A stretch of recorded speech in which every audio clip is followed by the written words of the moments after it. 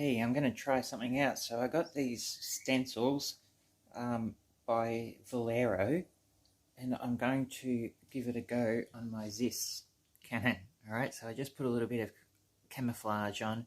So let's see if we can paint on a Russian word. I don't know what it means, but it's going on the Canon. Alright, so I'll just stop it now and I'll spray it up. But you see there, it went really well. So I cut it out of there's 4 of them, another one's in there, and I just plopped it on. It sat on really nicely, and I've put a little bit of tape around it and blue tack and all that. So let's see what happens. I'll give it a go. Alright, I'll see ya. And there we go. It's done.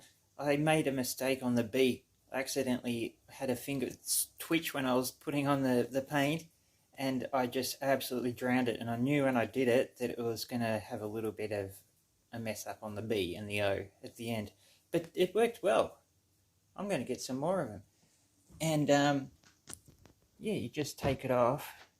And I'm just going to put it there. You can give it a bit of a wash with some acetone or something.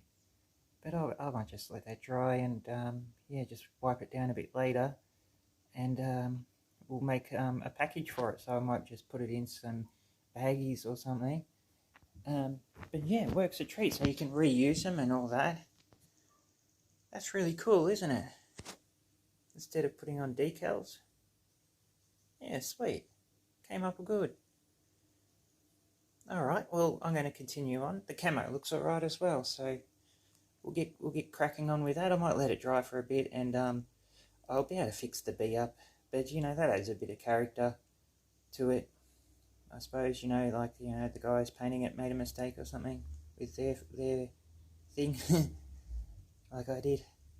But, yeah, so we'll do some more, and I'll let it dry, and then we'll do some washes and a little bit of dry brushing and all that kind of stuff, and see what she comes up like.